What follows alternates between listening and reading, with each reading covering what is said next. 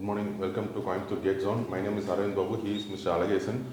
இன்றைக்கி வந்து நம்ம ஒரு 10 டாபிக் வந்து மிஷின் டூல் ஆப்ரேஷன் வந்து பார்க்க போகிறோம். ஃபர்ஸ்ட் ஒன் வந்து what is milling cutter is mounted on the part of milling machine.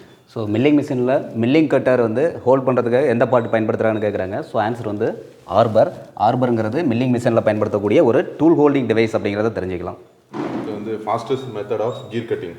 So gear cutting பண்ணுறதுக்கு எந்த மெத்தட் ஃபாஸ்டஸ்ட் மெத்தட்னு கேட்டிருக்காங்க. ஹாபிங்கிறது ஒரு கியர் கட்டிங் ப்ராசஸ் மெத்தட், அது வந்து ஃபாஸ்டஸ்ட் மெத்தட்னு எடுத்துக்கலாம்.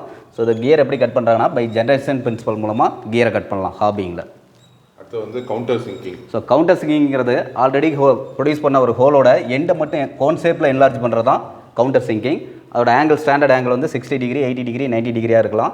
ஸோ இந்த கவுண்டர் சிங்கிங் எதுக்கு பண்ணுறாங்கன்னா ஃப்ளாட் ஹெட்டோட போல்ட் ஆர் ரிவீட்டோட ஹெட்டை வந்து பிளேஸ் பண்ணுறதுக்காக சீட்டிங்காக கவுண்டர் சிங்கிங் பண்ணுறோம். ஆல்ரெடி இருக்கக்கூடிய ஹோலோட எண்டை மட்டும் கோன் ஷேப்பில் என்லார்ஜ் பண்ணுறது தான் கவுண்டர் சிங்கிங்.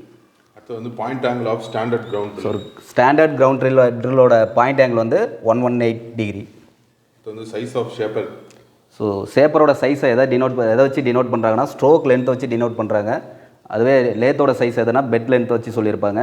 ஷேப்பரோட சைஸுங்கிறது ரேமோட மூவ்மெண்ட், அதாவது ஸ்ட்ரோக் லென்த் வச்சு அதோட சைஸை டினோட் பண்ணலாம். Ratio of forward return stroke of shaper.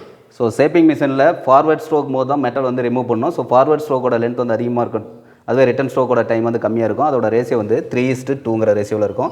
3ங்கிறது forward stroke, 2ங்கிறது return stroke. Operation on lathe with least spindle speed. So thread cutting பண்ணும்போது லேத் மிஷினில் ஸ்பிண்டில் ஸ்பீடு வந்து ரொம்ப லீஸ்ட்டாக இருக்கணும். ஸோ த்ரெட் கட்டிங்கிறது கரெக்ட் ஆன்சர். அடுத்து வந்து வாட் இஸ் ட்ரெஸ்ஸிங். ஸோ ட்ரெஸ்ஸிங்கிறத எங்கே பயன்படுத்துகிறாங்கன்னா கிரைண்டிங் மிஷினில் பயன்படுத்துகிறாங்க. ஸோ கிரைண்டிங் வீல் வந்து கண்டினியூஸாக மெட்டலை ரிமூவ் பண்ணி அது வந்து கிளாஸ்டு சர்ஃபேஸ் அடையும், அதாவது அதோட மெட்டல் பார்ட்டிகல்ஸ்லாம் அதில் ஒட்டி கிளாஸ்டாக மாறிடும். ஸோ அதை ரிமூவ் பண்ணுறதுக்காக பயன்படுத்தக்கூடிய ஆப்ரேஷனுக்கு பேர் தான் ட்ரெஸ்ஸிங். அடுத்து வந்து quick return mechanism does not required for. So broaching மிஷினில் வந்து குயிக் ரிட்டர்ன் மெக்கானிசம் பயன்படுத்த மாட்டாங்க. குயிக் ரிட்டர்ன் மெக்கானிசம்னா என்னென்னா ஃபார்வர்ட் ஸ்ட்ரோக்கோட டைம் வந்து அதிகமாகும், ரிட்டன் ஸ்ட்ரோக்கோட லென்த் வந்து கம்மியாக இருக்கிறது தான் குயிக் ரிட்டர்ன் மெக்கானிசம். இது வந்து எங்கே பயன்படுத்துவாங்கன்னா ஷேப்பரில் பயன்படுத்துவாங்க, ஸ்லாட்டரில் பயன்படுத்துவாங்க, பிளானரில் பயன்படுத்துவாங்க.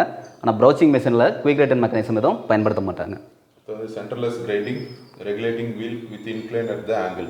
ஸோ சென்டர்லெஸ் கிரைண்டிங்னா என்னென்னு பார்த்தோம்னா ஒரு சிலிண்ட்ரிக்கல் சர்ஃபேஸை கிரைண்டிங் பண்ணக்கூடிய ஒரு ப்ராசஸ் தான் வந்து சென்டர்லெஸ் கிரைண்டிங். ஸோ அதில் ரெகுலேட்டிங் வீல் பயன்படுத்துகிறாங்க. அதோட இன்க்ளைண்ட் ஆங்கிள் வந்து 1 to 8 டிகிரி இருக்கணும். ஓகே சாம்பியன்ஸ், இது மூலமாக மெஷின் டூல் ஆப்ரேஷன்லேருந்து 10 இம்பார்ட்டன்ட் கான்செப்டை கற்றுக்கிட்டோம். தேங்க்யூ.